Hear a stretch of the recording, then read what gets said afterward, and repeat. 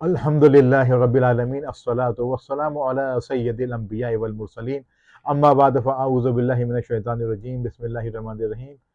مولا صلی وسلم دائما ابدا علی حبیبک خیر الخلق کلہم هو الحبیب الذی ترجى شفاعته لكل حول من الاحوال مقتحم یا رب بالمصطفى بلغ مقاصدنا واغفر لنا ما مضى یا واسع کرمی فصاحل یا الہی کل صعب بحرمت سید الابرار دفعہ محبت کے حضور صلی اللہ علیہ وسلم کی بارگاہ میں دوسرے کو نذرانہ پیش کر دیجیے. اللہم صلی علی سیدنا مولانا محمد معدن الجود والکرم وعلی وبارک وسلم صلاۃ و سلام علیک یا سیدی یا رسول اللہ وعلی آلک و اصحابک یا حبیب اللہ. آج انشاءاللہ الکریم 15ویں پارے کے جو اللہ تبارک و تعالی نے مضامین ہمیں بیان فرمائے ہیں اس کا ہم مضامین بھی ایک نظر ڈالیں گے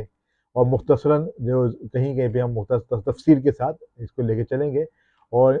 مختصر ترین وقت کے اندر کوشش کریں گے اس پارے میں جو کچھ بیان ہو اس کا ہم احاطہ کر سکیں، کم سے کم وہ مضامین ہم سمجھ سکیں، وہ سن سکیں جو اللہ تبارک و تعالیٰ نے ہم سے کلام فرمایا ہے. قرآن کریم فرقان حمید کے 15ویں پارے کا آغاز جو ہو رہا ہے، سبحان الذی اسریٰ بعبدہ لیلا من المسجد الحرام الی المسجد الاقصی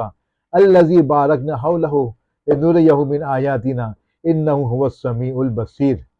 اللہ تعالیٰ فرماتا ہے پاکی ہے اسے جو راتوں رات اپنے بندے کو لے گیا مسجد حرام سے مسجد اقصیٰ تک، جس کے ارد گرد ہم نے برکت رکھی ہے، ہم اسے اپنی عظیم نشانیاں دکھائیں، بے شک وہ سنتا اور دیکھتا ہے.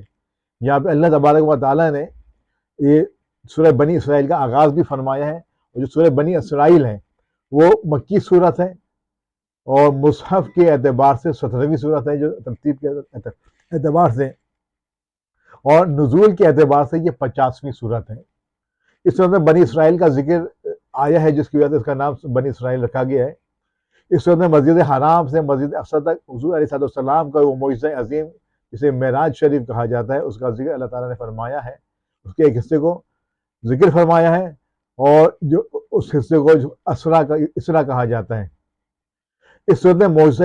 معراج کا ذکر بنی اسرائیل کا ذکر بہت کافی آیا ہے، تفصیل سے آیا ہے، اور اس کے علاوہ بنی اسرائیل کے علاوہ تخلیق کائنات اور ذات باری تعالیٰ اور توحید پر دلائل بھی اللہ تبارک و تعالیٰ نے اس میں ذکر فرمائے ہیں. مشرکین کا رد فرمایا ہے، قرآن کی حقانیت کے دلائل اور تکریم انسانیت، نماز اور خصوصاً نماز تہجد کی فضیلت اللہ تعالیٰ نے بیان فرمائی ہے. سورہ بنی اسرائیل کی پہلی آیت میں جو میں نے آپ کے سامنے تلاوت کی، اس عظیم معجزے کا اللہ تبارک و تعالیٰ نے ذکر فرمایا کہ جو شب معراج کے نام سے موسوم ہے، اور اس حصے کا ذکر فرمایا کہ پاک ہے وہ ذات جو راتوں رات اپنے بندے کو لے کے مسجد حرام سے مسجد اقصیٰ تک. تو یہاں پہ اللہ تعالیٰ نے اس معراج شریف کے پہلے حصے کا ذکر فرمایا ہے جو مسجد حرام سے مسجد اقصیٰ تک اللہ تبارک و تعالیٰ نے اپنے نبی کو لے گیا. اور یہ یہاں تک اس کے دو حصے ہیں، ایک تو مسجد اقصیٰ تک، مسجد اقصیٰ سے آسمانوں کی سیر اور آگے سدرۃ المنتہا اور اس سے آگے تک لامکاں کی جو سیر ہے اس کا حصہ آتا ہے. یہ پہلا حصہ جو ہے اسرا جو کہلاتا ہے، اور یہ قرآن کریم فرقان حمید کی آیت سے ثابت ہے. تو اس آیت کے تحت اگر کوئی اتنا حصے کا اگر انکار کرے گا کہ اللہ کے نبی کو مسجد حرام سے مسجد اقصیٰ تک اللہ کے نبی نہیں گئے تھے تو اس آیت کا انکار کرے گا اور دائرہ اسلام سے خارج ہو جائے گا. تو اس پر ایمان لانا لازم اور ضروری ہے کہ قرآن کریم فرقان حمید کی ایک ایک آیت ایک لفظ پر ایمان لانا ایمان کی شرط ہے. جو ایک آیت کا بھی انکار کرے گا وہ دائرہ اسلام سے خارج ہو جائے گا. اس میں اللہ تعالیٰ نے فرمایا کہ یہ جو یہاں پہ ذکر فرمایا واقعہ معراج کا، اس کی دیکھیں اس معراج کا بہت عظیم واقعہ ہے، اور عظیم یہ اللہ تبارک و تعالیٰ نے معجزہ اپنے نبی کو عطا فرمایا ہے، اور یہ معجزہ کسی اور کو عطا نہیں فرمایا. اس میں آپ کچھ دو تین چیزیں جو ہمارے عقائد سے متعلق ہیں ہمیں جاننا ضروری ہے کہ نمبر ایک، نبوت کے 12ویں سال یعنی کہ سید مرسلین صلی اللہ تعالی وسلم معراج سے نوازے گئے. البتہ مہینے کے بارے میں جو مورخین ہیں، محدثین ہیں، مفسرین ہیں، ان کا کچھ اختلاف ہے، مگر زیادہ مشہور بات جس پہ محدثین اور مفسرین گئے ہیں وہ ان کے مطابق 27 رجب کو یہ معراج شریف واقع ہوئی تھی. دوسرا، مکہ مکرمہ سے حضور پرنور صلی اللہ علیہ وسلم کا بیت المقدس تک رات کے چھوٹے حصے میں تشریف لے جانا. نص قرآنی سے ثابت ہے جیسے ابھی میں نے ذکر کیا، اور اس کا منکر کافر، اور آسمانوں کی سیر اور منازل قرب میں پہنچنا احادیث صحیحہ معتمدہ سے ثابت ہے اور احادیث مشہورہ سے ثابت ہے، تو جو حد تواتر تک پہنچ جاتا ہے. جو اسی وجہ سے اگر کوئی شخص جو اگلے حصے کا انکار کرے گا تو وہ گمراہی کا اس کے اوپر لیبل آئے گا کہ وہ شخص گمراہ ہے دین کے معاملے میں. تیسرا جو عقیدے کے بارے میں، اس کے بارے میں ہمیں رکھنا چاہیے، جو معراج قریب بحالت بیداری میں جسم روح کے ساتھ دونوں کے ساتھ واقع ہوئی تھی، اور یہی جمہور اہل اسلام کا عقیدہ ہے، اور اصحاب رسول صلی اللہ تعالی وسلم کی کثیر جماعت اسی عقیدے پر قائم ہے، اور حضور صلی اللہ علیہ وسلم کے جلیل القدر صحابہ کرام رضی اللہ تعالی عنہم اسی کے بات کے معتقد ہیں کہ یہ جو معراج ہوئی وہ جسمانی معراج تھی. متعدد آیات اور حدیث سے بھی یہی بات اخذ ہوتی ہے. اور جہاں تک کہ آج کل کے جو مختلف قسم کے فتنہ پرور جو قسم کا آج کل کے لوگ نکل آئے، اپنے آپ کو فلاسفر کہتے ہیں، ڈاکٹر کہتے ہیں، آج کل انہوں نے کے دور میں فتنہ اٹھایا کہ بھئی یہ معراج پاسبل نہیں ہے، جسمانی نہیں تھی. وہ اپنی عقلی گھوڑے دوڑاتے ہیں، لیکن جہاں پہ بات حضور علیہ السلام کی ہو، وسلم کے معجزات کی ہو، اور اس مقام کی جو اللہ تبارک و تعالیٰ نے اپنے حبیب کو دیا ہے، تو اس وقت عقل کے دوڑانے سے کام نہیں چلتا. نصوص قرآن اور احادیث جو بتاتی ہیں اس کے اوپر ہمیں عمل کرنا پڑتا ہے، جو آپ کے سامنے پیش کر دیا گیا. اچھا، اس کا جو مختصر واقعہ ہے وہ بھی آپ کے سامنے پیش کر دیتے ہیں. یہ مختصر واقعہ ہے، خلاصہ اس کا خلاصہ جو ہے وہی ہے کہ معراج کی رات حضرت جبریل علیہ السلام سب کی خدمت میں حاضر ہوئے. آپ وسلم کو معراج کی خوشخبری سنائی، اور آپ کا مقدس سینہ کھول کر اس میں آب زمزم سے دھویا، پھر اسے حکمت اور ایمان سے بھر دیا. اس کے بعد تاجدار رسالت صلی اللہ علیہ وسلم کی بارگاہ میں براق پیش کیا گیا، اور انتہائی اکرام اور احترام کے ساتھ آپ اس پر سوار کر کے مسجد اقصیٰ کی طرف گئے. مسجد بیت المقدس پہنچے، وہاں پہ آپ نے تمام انبیاء کرام علیہ السلام کی آپ نے امامت فرمائی. اس کے بعد آپ کو آسمانوں کی طرف لے جایا گیا، آپ نے تمام آسمانوں کی سیر کی، اور ہر آسمان کے اوپر مختلف انبیاء کرام علیہ السلام سے آپ نے ملاقات فرمائی. اور اس موقع کے اوپر جو فرشتے تھے انہوں نے اپنی مسرت کا اظہار فرمایا کہ آج ہمارے لیے ایک خوشی کا موقع ہے. اب اس دن کا جس کا ہمیں انتظار تھا، اللہ تعالیٰ نے آج ہمیں وہ دن ہمیں دکھایا ہے. انہوں نے تمام فرشتوں نے اور انبیاء نے حضور صلی اللہ علیہ وسلم کی عزت اور تکریم کی اور تشریف آوری پر مبارکبادیں دیں، حتیٰ کہ نبی کریم صلی اللہ علیہ وسلم ایک آسمان سے دوسرے آسمان کی طرف سیر فرماتے، وہاں کے عجائبات دیکھتے، اور تمام مقربین کی آخری منزل یعنی کہ سدرۃ المنتہا تک پہنچے. یہ وہ مقام تھا جہاں پہ جبریل علیہ السلام نے فرمایا یہ میری آخری منزل ہے، اگر میں آگے اس سے گیا تو میرے پر جل جائیں گے. تو اس کے بعد کے جو منزل ہیں وہ اس کے مختلف احادیث میں آتا ہے، یہاں تک کہ آپ لامقام پہ پہنچے، اور وہ اس مقام عرش پہنچے، اللہ تبارک و تعالیٰ کے دیدار سے مشرف ہوئے، اور اس جگہ پہ پہنچ گئے جہاں پہ نہ سمت تھی، نہ کوئی رخ تھا، نہ مشرق تھا، نہ مغرب تھا، نہ شمال تھا، نہ جنوب تھا، نہ اوپر تھا، نہ نیچے تھا. جہاں پہ کوئی سمت ہی نہ تھی، وہاں پہ اللہ تبارک و تعالیٰ سے جس طرح سے اللہ تبارک و تعالیٰ نے چاہا، جتنا اللہ تبارک و تعالیٰ نے چاہا اتنی آپ نے اس وسلم کا دیدار کیا. اس وسلم کا دیدار، اللہ تبارک و تعالیٰ کا دیدار آپ نے فرمایا، اور اللہ تعالیٰ نے وہاں پہ علم و حکمت آپ کو عطا فرمایا. اللہ تبارک نے نمازوں کا تحفہ امت مسلمہ کو دیا کہ اس معراج کے سبب. اور اس میں معراج جو تھی بیسیکلی منافقین کے لیے کسوٹی تھی، کفار کے لیے کسوٹی تھی. جب آپ زمین پہ واپس تشریف لائے، ایک مختصر حصے کے اندر آپ نے بیان فرمایا تو مشرکین نے اس کا انکار کیا، حالانکہ آپ نے اس چیزوں کا جواب بھی عطا فرمایا. اللہ کے دیے ہوئے علم سے، اللہ کے دیے ہوئے ان مناظر کو آپ کے سامنے پیش کر کے اللہ نے آپ سامنے پیش کیے، اس کے جواب آپ نے دیے، لیکن پھر بھی وہ ایمان والے میں سے نہیں ہوئے. اس کے بعد آیت نمبر 4 سے جو آتا ہے کہ بنی اسرائیل کو بائبل میں بتایا گیا تھا کہ وہ زمین میں 2 مرتبہ فساد اور سرکشی، چنانچہ یہ دونوں مواقع آئے، اللہ نے ان پر جابر بندے مسلط کیے. فرمایا کہ اس کے بعد آیت نمبر 12 میں بتایا کہ ہم نے نظام لیل و نہار کو اپنی قدرت کی وہ نشانیاں بنائی ہیں ہم نے دن کو روشن بنایا ہے، اور بتایا کہ تم اپنے رب کا فضل تلاش کرو اور سالوں کی گنتی اور حساب کو جان لو۔ اس کے بعد والی آیت میں، آیت نمبر 13 میں اللہ تعالیٰ نے بتایا کہ ہم نے ہر انسان کا اعمال نامہ اس کے گلے میں لٹکا دیا ہے، یعنی اللہ کی قضاء و قدر سے جو ملے گا، جو طے ہوا ہے وہ ہو کر رہے گا۔ قیامت کے دن یہ اعمال نامہ ایک کھلی ہوئی کتاب کی صورت میں ہوگا۔ بندے سے کہا جائے گا اپنا اعمال نامہ پڑھو، آج تم خود ہی اپنا احتساب کرو، اور تم ہی آج خود اپنے احتساب کے لیے کافی ہو۔ جس نے ہدایت کو اختیار کیا اس کو فائدہ اسی کو پہنچے گا، جس نے گمراہی کو اختیار کیا گمراہی کا نقصان بھی اسی شخص کو خود ہوگا۔ اگلے آیت میں قدرت کا ایک قانون بیان ہوا کہ جب ہم کسی بستی والوں کو ہلاک کرنے کا ارادہ کرتے ہیں تو پہلے ہم اس کے بعد اپنے رسولوں کے ذریعے، اپنے نبیوں کے ذریعے ان کے حق کا پیغام پہنچاتے ہیں۔ جب وہ حق کا پیغام نہیں مانتے اور اللہ کی نافرمانی کرتے ہیں، اس کے نبی کی نافرمانی کرتے ہیں، تو پھر ہم ان کو نیست و نابود کرتے ہیں، تباہ اور برباد کر دیتے ہیں۔ آیت نمبر 18 میں فرمایا جو صرف دنیا کے فائدے کے طلبگار ہو، ہم اس کو دنیا میں جتنا چاہے اس کو دے دیں گے، لیکن اس کا جو آخرت میں کوئی اس کے لیے جگہ نہیں ہوگی، اس کے لیے کوئی چیز آخرت میں نہیں، اس کے لیے آخرت میں عذاب اس کے لیے لکھ دیا گیا ہے۔ آیت نمبر 23 کی اللہ تبارک و تعالی نے والدین کی حقوق کی طرف توجہ دلائی ہے اور اس کے بارے میں بتایا ہے۔ آیت نمبر 23 میں اللہ تعالیٰ فرماتا ہے اور تمہارے رب نے حکم دیا ہے کہ اس کے سوا کسی کو نہ پوجو اور ماں باپ کے ساتھ اچھا سلوک کرو۔ اگر تیرے سامنے سے ایک یا دونوں بڑھاپے کو پہنچ جائیں تو ان سے ہوں تک نہ کہو، اور نہ انہیں جھڑکنا اور ان سے تعظیم کی بات کرنا۔ تو یہاں پہ اللہ تبارک و تعالیٰ نے اپنی ودانیت کے ساتھ فرمایا کہ تمہارے رب نے حکم فرمایا کہ اللہ کے اس کے سوا کسی کی عبادت نہ کرو،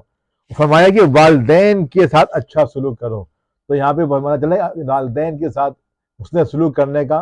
حکم اللہ تبارک و تعالیٰ دے رہا ہے، اور جو شخص اللہ تعالیٰ کے حکم کی نافرمانی کرے، والدین کی ساتھ نافرمانی کرے، بے شک وہ اللہ کے حکم کی نافرمانی کرتا ہے۔ اور جا بجا اللہ تعالیٰ نے قرآن مجید فرقان حمید نے اپنے وحدانیت کے ساتھ اپنی معبودیت ذکر کرنے کے بعد فرمایا ہے کہ والدین کی اطاعت کرو۔ والدین سے فرمایا اف تک نہ کہو، اگر کوئی بات تمہیں بری بھی لگتی ہے والدین کی تو اف تک نہ کہو، جو اف تک کہے گا تو تمہارے اعمال برباد ہو جائیں گے اور آخرت میں تمہارا کوئی حصہ نہ ہوگا۔ اور فرمایا پھر ایک دعا کو اللہ تبارک و تعالی نے یہ دعا ہمیں تعلیم فرمائی، اور اللہ تعالیٰ نے فرمایا وَافِرْ لَهُمَا جُنَاحَ الذُّلِّ مِنْ رَحْمَتِهِمْ وَقُلْ رَبِّ ارْحَمْهُمَا كَمَا رَبَّيَانِي صَغِيرًا، اور ان کے لیے عاجزی کا بازو نرم دلی سے اور دل سے بچھاؤ، یعنی کہ ان کے ساتھ ہمیشہ خندہ پیشانی سے پیش آؤ والدین کے ساتھ، اور دعا کرو۔ کیا دعا کرو؟ یہ دعا یہ کرو کہ اے میرے رب تو نے ان دونوں پر رحم فرما جیسا کہ ان دونوں نے مجھے بچپن میں پالا تھا۔ تو آیت نمبر 26 میں قرابت داروں، مسکینوں، مسافروں اور اس کے علاوہ جو دیگر جو حقوق لوگوں کے حقوق ہیں اس کے بارے میں اللہ تبارک و تعالیٰ نے ذکر فرمایا ہے۔ فرمایا کہ فضول خرچی سے اجتناب کا حکم دیا، اور یہ کہ فضول خرچی کرنے والا شیطان کا بھائی ہے، فضول خرچی کرنے والے شیطان کا بھائی اللہ تبارک و تعالیٰ نے فرمایا۔ اور اگر بسبب تنگ دستی خرچ نہ کر سکو تو ان سے نرم بات کرو۔ یہ فرمایا اگر تمہارے پاس کوئی مسکین آ جائے، کوئی مسافر آ جائے تم سے سوال کرے اور تمہارے پاس تنگ دستی ہو، تم اس کا سوال کو پورا نہیں کر سکتے، تو صرف ان کے ساتھ نرمی کے ساتھ بات کرو اور ان کو سمجھا دو کہ میں نہیں ہوں، ان کے ساتھ سختی سے بات نہ کرنا۔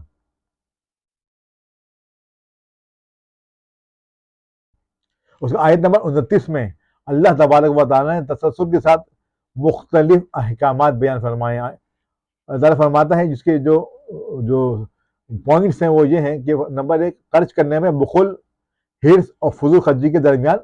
میانہ روی کو اختیار کیا جائے، یعنی کہ خرچ کرنے میں بخل بھی کنجوسی نہ کی جائے اور حرص بھی نہ کیا جائے، اور فضول خرچی کے درمیان جو ہے درمیان کے راستے کو اختیار کرے، یعنی کہ نیک کاموں میں دل کھول کے خرچ کرے، مباح کاموں میں اعتدال کے ساتھ خرچ کرے، اور ناجائز کاموں میں بالکل خرچ نہ کریں۔ فرمایا کہ افلاس کے خوف سے اپنی اولاد کو قتل نہ کرنا۔ پھر فرمایا کہ زنا کی ممانعت فرمائی کہ زنا حرام ہے اور زنا کے ہمیشہ بچتے رہو، یہ جہنم میں لے جانے والا کام ہے۔ فرمایا قتل ناحق کی ممانعت کی اور کہیں کہ جو تم اگر قتل ہو جائے تو جس کا قتل ہوا وہ قصاص لے سکتا ہے، لیکن تم قصاص لینے میں اعتدال کا مظاہرہ کرو۔ پھر فرمایا یتیم کا مال کھانے سے بچو، فرمایا کہ یتیم کا مال نہ کھاؤ اور اس کے بالغ ہونے تک اس کے مال کی حفاظت کرو۔ فرمایا کہ وعدے کو پورا کر، جب کسی سے وعدہ کرو تو اس وعدے کو پورا کرو۔ فرمایا ناپ تول میں خیانت نہ کرو، اور فرمایا جس چیز کا علم نہ ہو اس کے پیر در پہ نہیں ہو جانا۔ فرمایا کہ اس کے پیچھے نہیں پڑ جانا، بے شک کان، آنکھ اور دل ان سب سے روز قیامت سوال کیا جائے گا۔ فرمایا تکبر اور اتراء کر چلنے سے منع فرمایا کہ تکبر اور اتراء کر نہ چلو، یہ بندہ جو ہے عاجز ہے، یہ مخلوق ہے، اور تکبر جو کی وجہ سے رب کو شان کے لائق ہے، وہی اس عالم کو بنانے والا ہے، مخلوق کو بنانے والا ہے، اسی کو شایان نشان ہے کہ تکبر کر سکے، باقی کسی کو شان نشان نہیں ہے۔ فرمایا کہ شرک سے بچو، شرک کی ممانعت کا حکم فرمایا، اور پھر یہ بھی فرمایا کہ کسی کی روزی کی کشادگی یا تنگی اس کی فضیلت یا بے قدری کو ظاہر نہیں کرتی، یہ اللہ کی حکمت اور مشیت ہے کہ جس کو چاہے زیادہ دے دے، جس کو چاہے کم عطا فرمائے۔ اور فرمائے اے رسول یہ وہ حکمت کی باتیں ہیں جن کی ہم نے آپ کی طرف وحی کی ہے۔ فرمائے کہ اے رسول یہ باتیں ہم نے آپ کو وحی ہیں، یہ اپنی امت تک پہنچا دیں، یہ ان کے لیے کامیابی کا ذریعہ ہے، یہ کے لیے مقصد حیات کو کامیابی سے گزارنے کا طریقہ ہے، اس کو اپنا حرز جا بنا لیں۔ آیت نمبر 40 پہ کفار اور مشرکین کی اس خبیث فطرت کو بیان کیا گیا کہ خود تو بیٹوں کی تمنا کرتے ہیں اور اللہ کی طرف بیٹیوں کی نسبت کرتے ہیں، کہتے ہیں کہ کہتے تھے کہ فرشتے جو ہیں اللہ کی بیٹیاں ہیں۔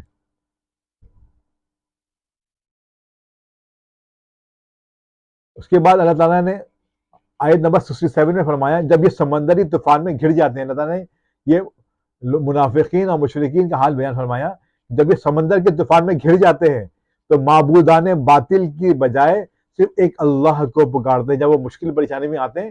تو پکارتے ہیں اللہ ہماری مدد فرما، اللہ کو مدد کے لیے پکارتے ہیں، لیکن جب اللہ تبارک و تعالی ان کو نجات عطا فرما دیتا ہے، مصیبت سے نکال دیتا ہے، تو وہ لوگ پھر اپنے شرک میں مبتلا ہو جاتے ہیں۔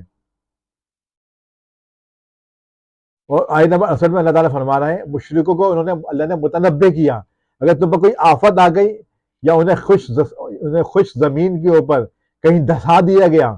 یا کسی اور مصیبت میں مبتلا کر دیا گیا، فرمایا کہ اللہ کے سوا کوئی ان کو نجات نہیں دے سکتا۔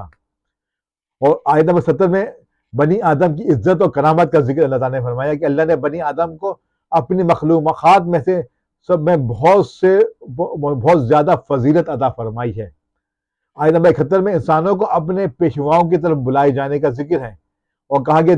کہ دائیں ہاتھ سے اعمال نامہ جن کو ملے گا وہ کامیاب ہو جائیں گے، اور جو دنیا میں حق سے اندھا ہے وہ آخرت میں بھی اندھا ہوگا، یعنی کہ جو حق کو نہیں سمجھتا، کو قبول نہیں کرتا، وہ آخرت میں بھی اندھا ہی ہوگا۔ آیت نمبر 73 میں کفار کے آپ صلی اللہ علیہ وسلم کو راہ حق سے ہٹانے کے باطل ارادوں کا ذکر فرمایا کہ آپ کو کس طرح سے آپ کو باطل راستے سے اٹھانے کی کوشش کرتے تھے۔ آیت نمبر 78 میں 78 کے اندر اللہ تبارک و تعالیٰ نے کچھ چیزوں کا اشارہ فرمایا اور اس کی اہمیت کو اللہ تبارک و تعالیٰ نے بیان فرمایا ہے۔ وہ یہ ہے اللہ تعالیٰ فرماتا ہے، اللہ تعالیٰ نے فرمایا کہ اشارت فرمایا کہ جس میں فرمایا کہ پانچوں جو نمازیں ہیں اس کا تمہیں حکم دیا جا رہا ہے، جو پانچوں نمازوں کا تمہیں حکم دیا جا رہا ہے، فرماتا ہے نماز قائم رکھو، یعنی کہ تمہیں پانچوں نمازوں کا اللہ تعالیٰ نے اشارہ کیا اس کو قائم رکھو سورج ڈھلنے سے رات کے اندھیرے تک۔ پھر فرمایا اور قرآن اور صبح کا اور رات کے اندھیرے سے اور تک صبح کا اجالے تک۔ فرمایا کہ صبح کا قرآن، بے شک صبح کے قرآن میں فرشتے حاضر ہوتے ہیں، اور فرمایا کہ نماز قائم کرو۔ یہاں پہ مفسرین نے یہ بات لکھی کہ یہاں پہ فجر کی فضیلت بیان کی گئی ہے جو اور پھر نماز تہجد کی بھی ترغیب یہاں پہ دی جا رہی ہے اور پھر بتایا جا رہا ہے رسول اللہ صلی اللہ علیہ وسلم کے لیے مقام محمود جو مقام شفاعت کبریٰ ہے عطا کیے جانے کا اللہ تعالیٰ بیان یہاں پہ فرما رہا ہے۔ آیت نمبر 81 سے بتا رہے ہیں کہ حق کی آمد اور باطل کے جس سے بعد نابود ہونے کا اللہ تعالیٰ نے ذکر فرمایا، وَقُلْ جَاءَ الْحَقُّ وَزَهَقَ الْبَاطِلُ إِنَّ الْبَاطِلَ كَانَ زَهُوقًا، اور فرماؤ کہ حق آیا اور باطل مٹ گیا، بے شک باطل کو مٹنا ہی تھا۔ یہاں پہ اللہ تعالیٰ نے بتا دیے کہ چاہے کفر جتنا بھی غالب آ جائے، بالآخر کفر مغلوب ہو جائے گا اور حق ہمیشہ آخر میں اور ہمیشہ غالب ہی رہے گا۔ پھر اللہ تعالیٰ نے آیت نمبر 85 میں اس امر کا بیان فرمایا کہ یہود نے رسول اللہ صلی اللہ علیہ وسلم سے روح کے بارے میں پوچھا، تو اللہ نے فرمایا اے محبوب آپ کہہ دیجئے کہ روح تو میرے رب کا حکم ہے، یہ تو میرے رب کے امر سے ہے اور تم کو محض تھوڑا سا علم دیا گیا ہے۔ اس سے بتانا یہ مقصود مفسرین نے یہ بات لکھتے ہیں جن چیزوں کی حقیقت جاننے پر ہدایت اور نجات موقوف نہیں ہے کہ روح کا جاننا یہ انسان کے لیے ضروری نہیں ہے، یہ ہدایت کے راستے کے لیے، نجات کے راستے کے لیے کوئی ضروری چیز تو نہیں ہے، اس کے لیے اور بہت سی چیزیں اللہ تعالیٰ نے بیان فرما دی ہے۔ تو فرمایا کہ ایسی چیز ہے جو ہدایت اور نجات کے لیے موقوف نہیں ہے۔ فرمایا ان کے پیر ضربے ہونے کی کسی کو کوئی ضرورت نہیں، ان کے پیچھے نہ بڑھو، ان کے جو اللہ نے حکم جو بتا دیا اس کے اوپر ایمان رکھو، جو اللہ نے کہا وہ حق ہے، جو نبی نے فرمایا وہ حق ہے۔ آیت نمبر 88 میں ایک بار پھر قرآن کا مثل لانے کا چیلنج کافروں کو دیا گیا اور فرمایا گیا کہ وہ عاجز ہیں، وہ کبھی بھی قرآن جیسی کوئی صورت نہ لا سکیں گے۔ اس کے بعد آیت نمبر 90 میں مشرکین مکہ کے بعض فاسد مطالبات کا ذکر کرتے ہوئے فرمایا کہ انہوں نے کہا کہ ہم اس وقت تک آپ پر ایمان نہیں لائیں گے حتیٰ کہ آپ ہمارے لیے زمین سے پانی کا کوئی چشمہ جاری کریں، یا آپ کھجور اور انگوروں کے باغات کے مالک بن جائیں جن کے نیچے نہریں بہہ رہی ہوں، یا آپ ہمیں جس عذاب سے ڈراتے ہیں وہ لے آئیں، یا آسمان کو ٹکڑے ٹکڑے کر کے ہم پر گرا دیں، یا اللہ اور فرشتوں کو ہمارے سامنے بے حجاب لے آئیں، یا آپ کے لیے سونے کا گھر ہو، یا آپ آسمان پر چڑھ جائیں، پھر آسمان سے ہم پر کتاب نازل کریں جس کو ہم پڑھیں۔ ان سب مطالبات کے جواب میں اللہ تعالیٰ نے فرمایا اے رسول صلی اللہ علیہ وسلم آپ کہہ دیجئے میرا رب ہر عیب سے پاک ہے، جس میں میں کوئی شعبے باز نہیں ہوں، بلکہ میں ایک بشر ہوں جسے اللہ نے رسول بنا کر بھیجا ہے۔ جو تم شعبے بازی والی باتیں کر رہے ہو میں اس سے مبرہ ہوں۔ آیت نمبر 94 میں فرما رہا ہے کفار مکہ کی اس اعتراض کا ذکر ہے کہ اللہ نے بشر کو رسول بنا کر کیوں بھیجا، کیونکہ کوئی فرشتہ کیوں نہیں بھیجا؟ اللہ تعالیٰ نے فرمایا اے رسول آپ کہہ دو کہ اگر زمین میں فرشتے بستے اور اطمینان سے چلتے پھرتے تو ہم ان پر آسمان سے فرشتہ ہی رسول بنا کر نازل کرتے۔ یعنی نبی اور رسول جس مخلوق کی طرف مبعوث کیے گئے ہیں وہ اسی کی جنس سے ہوتے ہیں۔ اور اس آیت میں یہ بھی بتایا گیا کہ منکرین آخرت کو ان کے منہوں کے بل اندھا، گونگا اور بہرا بنا کر اٹھایا جائے گا اور ان کا ٹھکانہ جہنم ہوگا۔ آیت نمبر 100 میں فرمایا آپ کہیے اگر بالفرض تم میرے رب کی رحمت کے خزانوں کے مالک ہوتے تو تم خرچ کے ڈر سے ان کو روکے رکھتے، دراصل انسان ہے ہی بخیل۔ پھر آیت نمبر 101 میں موسیٰ علیہ السلام کے 9 معجزات عطا کیے جانے کا ذکر ہے، فرعون کا آپ کو ساحر کہنے اور فرعون کو غرق ہونے اور بنی اسرائیل میں زمین آباد ہونے کا اللہ تعالیٰ نے اس میں ذکر فرمایا ہے۔ پھر آیت نمبر 105 میں قرآن مجید کو بتدریج یعنی کہ تھوڑا تھوڑا کر کے نازل کرنے کی اللہ تعالیٰ نے حکمت بتائی اور کہا کہ رسول ان پر ٹھہر کر اس قرآن کو پڑھیں، ان کے لیے قرآن کو سمجھنے میں آسانی ہو۔ اور مشرکین مکہ اعتراض کرتے تھے کہ کبھی آپ اللہ کہتے ہیں، کبھی رحمان کہتے ہیں، ہم تو رحمان کو نہیں جانتے۔ تو اللہ نے فرمایا اے رسول کہہ دیجئے کہ معبود برحق تم اللہ کہہ کر پکارو یا رحمان کہہ کر پکارو، تم جس نام سے بھی اسے پکارو سب اللہ ہی کے پاکیزہ نام ہیں، اور اسے پکارنے میں میانہ روی سے کام لو۔ اور آخری آیت میں اللہ تعالیٰ فرما رہا ہے کہ اللہ کی نہ کوئی اولاد ہے، نہ کوئی اس کی سلطنت میں اس کا کوئی شریک ہے، نہ اسے کسی مددگار کی حاجت ہے، اور آپ اس کی کبریائی بیان کرتے رہیے۔ اس کے بعد یہاں پہ اختتام کے بعد سورہ کاف اللہ تعالیٰ نے یہاں پہ ابتدا فرمائی ہے۔ سورہ کاف مکی صورت ہے، نزول کے اعتبار سے 59 یعنی کہ 69ویں صورت ہے، اور ترتیب مصحف کے اعتبار سے 18ویں صورت ہے۔ اس میں اصحاب کہف کا ذکر ہے، اور اس لیے اس صورت کا نام سورہ کہف سے موسوم کیا گیا۔ اس صورت میں قرآن کی حقانیت، اصحاب کہف، موسیٰ علیہ السلام، خضر علیہ السلام، حضرت ذوالقرنین، اور آدم علیہ السلام اور ابلیس کے قصے ہیں، اور ان قصوں کے درمیان حکمت مواعظت کے بہت ساری باتوں کا اللہ تعالیٰ نے بیان فرمایا ہے، کہ ان کو بیان کرنے میں اللہ تعالیٰ نے بہت سی حکمتیں بیان کی ہیں، اور یہ لوگوں کے لیے ہیں جو اہل علم ہیں، جو قرآن پڑھنے والے ہیں، وسلم کی امت ہیں، ان کے لیے نصیحت آموز کے طور پہ اللہ تعالیٰ نے ان کو پیش فرمایا ہے۔ حضرت ابو درداء نے فرماتے ہیں اس آیت مبارکہ کے بارے میں، ہمارے جس شخص نے سورہ کہف کی 10 آیتیں حفظ کر لیں وہ دجال کے فتنے سے محفوظ رہے گا۔ اور المستدرک میں یہ بیان ہوا کہ حضرت ابو سعید خدری فرماتے ہیں کہ رسول اللہ صلی اللہ علیہ وسلم نے فرمایا، جس شخص نے جمعے کے دن سورۃ الکہف کو پڑھا اس کے لیے 2 جمعوں کے درمیان ایک نور کو روشن کر دیا جاتا ہے۔ سورہ کہف کی ابتدائی آیات میں قرآن کو اللہ کی جانب سے نازل کردہ کجی سے پاک اور اصلاح کرنے والی،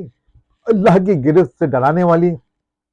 اور مومنین اور صالحین کو مجدہ سنانے والی کتاب قرار دیا گیا۔ اور جو لوگ بغیر کسی علم کے اللہ کی طرف اولاد کی نسبت کرتے ہیں، یہ بہت بڑی جسارت اور جھوٹ ہے، اور آپ ان کی ایمان نہ لانے سے غمزدہ نہ ہو۔ دنیا کی رنگینیوں میں گم لوگوں سے فرمایا کہ زمین میں خوبصورتی بخشنے والی چیزوں کو ہم نے پیدا کیا ہے، اور ہم اس سے فنا بھی کر دیں گے جس کی طرف تم راغب ہو گئے ہو۔ اس سورہ مبارک کی آیت نمبر 9 میں اصحاب کہف کا بیان ہے۔ یہ چند صالح نوجوانوں کا ذکر اللہ تعالیٰ نے فرمایا ہے جنہوں نے عقیدہ توحید اور ایمان پر ثابت قدم رکھنے کے لیے اللہ سے دعا کی، لیکن ان کی قوم جو مشرک تھی اور ایک ظالم بادشاہ ان پر مسلط تھا، وہ لوگ ان نوجوانوں کے دشمن ہو گئے، تو انہوں نے ان کے شر سے بچنے کے لیے غار میں پناہ لی، اللہ تعالیٰ سے دعا کی، اے ہمارے رب ہمیں اپنے پاس سے رحمت عطا فرما اور ہمارے مشن میں کامیابی کے اسباب مہیا فرما۔ اللہ تعالیٰ نے ان پر نیند مسلط کر دی، اور اس کیفیت میں 309 سال تک رہے۔ غار میں اللہ تعالیٰ نے ایسا غیبی ان کا انتظام کیا کہ وہ دائیں بائیں اللہ تعالیٰ ان کو کروٹ بھی دلاتا، ان کے لیے دھوپ کی بھی میسر فرماتا، اس کے لیے پھر ہوا بھی کا بھی اللہ تعالیٰ نے انتظام فرمایا، اور حرارت اور کو بھی اللہ تعالیٰ نے اعتدال میں رکھا تاکہ وہ ہر طرح سے طبی لحاظ سے وہ بالکل بہتر رہے۔ اور پھر ایک ہی جگہ پڑے رہنے سے، جیسے ایک جگہ بندہ پڑا رہے تو بیڈ سوٹ کا مریض ہو جاتا ہے، اس کو زخم ہو جاتے ہیں، ایسا نہ ہو، تو اللہ تعالیٰ نے ان کو مختلف حکمتوں سے ان کو تر و تازہ رکھا۔ اور فرمایا کے ساتھ جو کتا ساتھ آیا تھا، جو وہ کتا غار کے باہر بیٹھا رہا، اس کا بھی ذکر فرمایا، اور اس کتے کا ذکر مفسرین نے لکھا کہ کیونکہ وہ وفادار کتا تھا اور یہ اللہ والے تھے، اللہ سے ڈرنے والے لوگ تھے، تو ان کے ساتھ نسبت کی وجہ سے اس کا اللہ تعالیٰ نے 9 جگہ پہ اس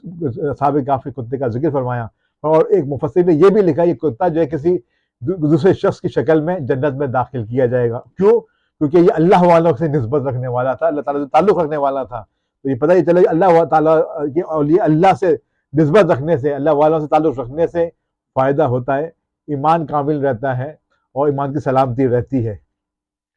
اصحاب کہف کی تعداد کے بارے میں قرآن مجید میں لوگوں کے حوالے سے اللہ نے ذکر کیا کہ 3 اقوال اللہ تعالیٰ نے اس میں نقل کیے۔ پہلے 2 اقوال بھی قرآن مجید نے لوگوں کو تکہ بازی قرار دیا کہ یہ تکہ بازی ہے، اور تیسرے قول کو قرآن نے رد نہیں کیا،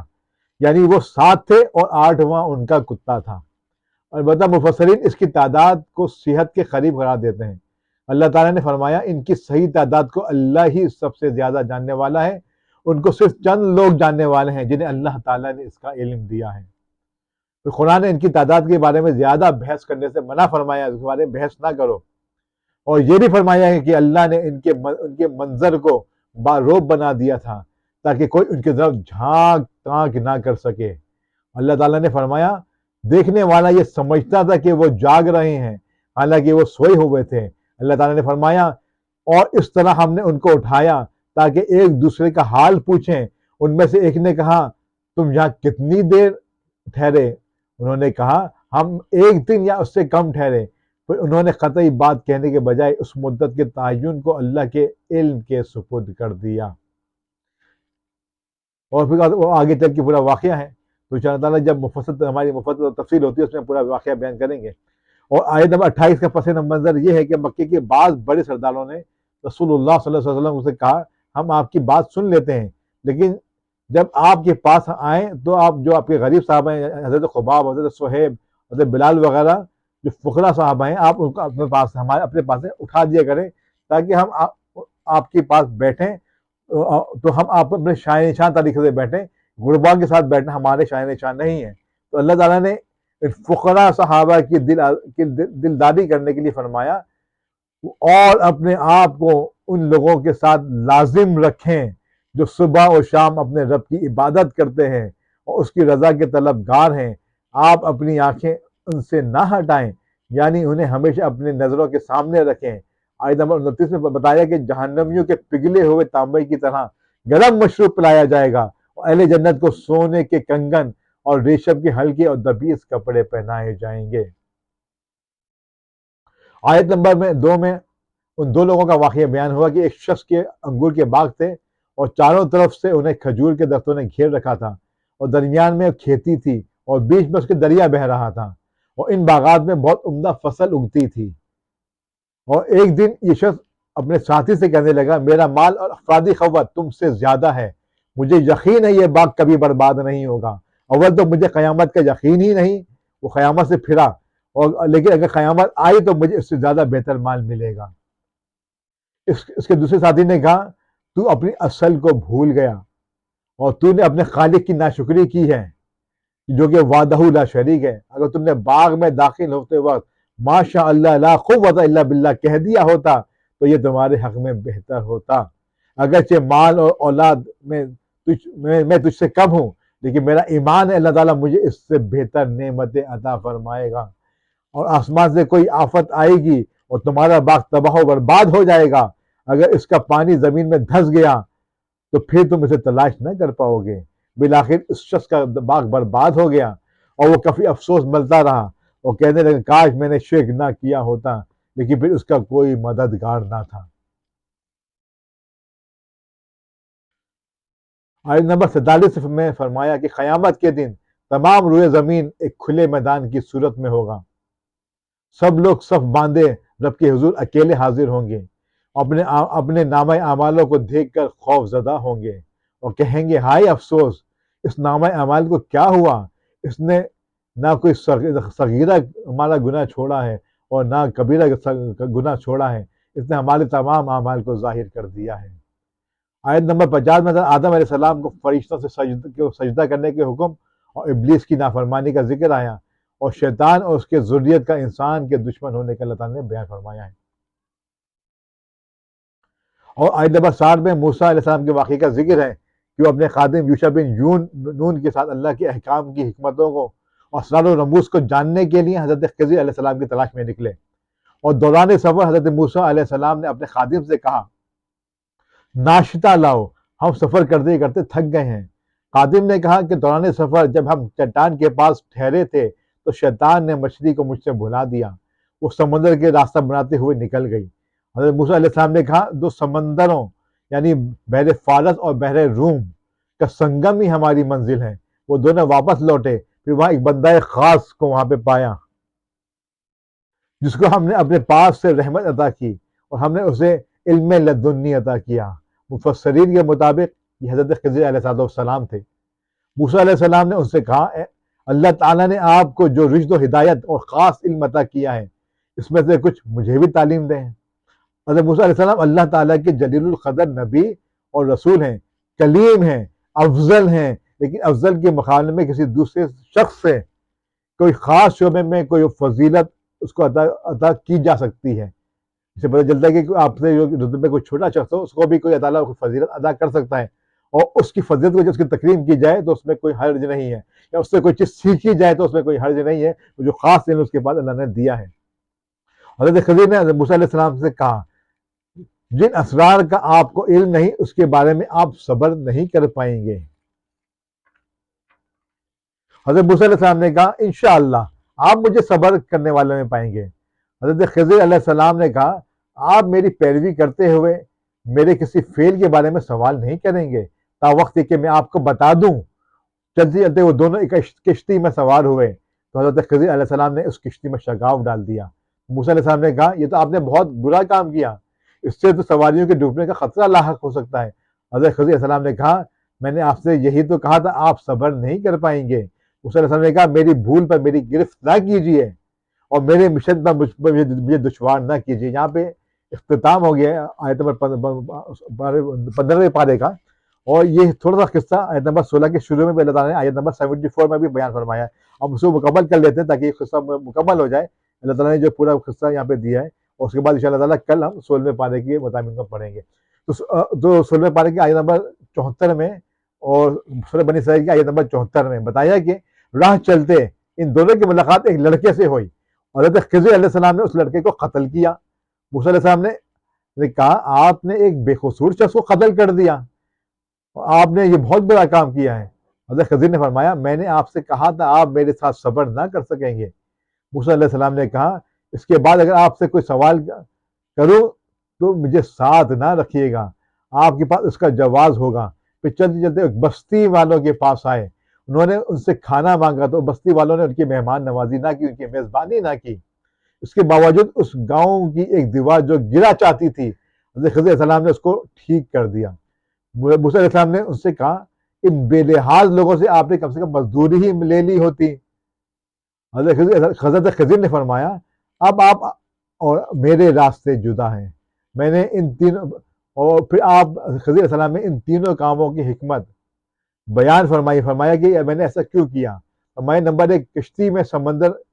سمندر میں کام کرنے والے ایک مسکین لڑکوں کی تھی، اور آگے ایک ظالم بادشاہ ہے جو ہر صحیح سالم کشتی کو زبردستی لے لیتا تھا. میں نے اس کشتی کو عیبدار کر دیا تاکہ اس کے دست برد سے وہ بادشاہ کے دست برد سے وہ بچ جائے. پھر لڑکے کے قتل کرنے کا بتایا کہ لڑکی کے ماں باپ مومن تھے اور اندیشہ تھا کہ یہ جو شخص میں نے قتل کیا بڑے ہو کر ان کو سرکشی اور کفر میں مبتلا کر دے گا، اور اللہ تعالیٰ اس کے بدلے میں ان کو ایک پاکیزہ اور زیادہ رحم دل بیٹا عطا فرمائے گا. فرمایا گاؤں میں دیوار دو یتیم لڑکوں کی تھی، اس کے نیچے ان کا خزانہ دفن تھا، اور ان دونوں کا باپ ایک صالح شخص تھا. تو آپ کے رب نے چاہا کہ وہ جوان ہو کر اپنے رب کی رحمت سے اپنا خزانہ نکالیں. یہ تینوں کام میں نے اپنی رائے سے نہیں کیے، یعنی یہ اللہ کا حکم تھا، لیکن آپ صبر نہ کر سکے اور جلد بازی میں سوال کو اٹھا بیٹھے. یہاں پہ پورے واقعے کا موسیٰ علیہ السلام کے واقعے کا اختتام ہو گیا. تو یہاں پہ انشاءاللہ تعالیٰ کل 16ویں پارے کے اندر مزید آگے ہم اس کی مضامین اور تفسیر کو سنیں گے. اللہ تعالیٰ ہمیں قرآن سمجھنے والا، پڑھنے والا، اس پہ عمل کرنے والا بنائے. وما توفیقی الا باللہ العلی العظیم.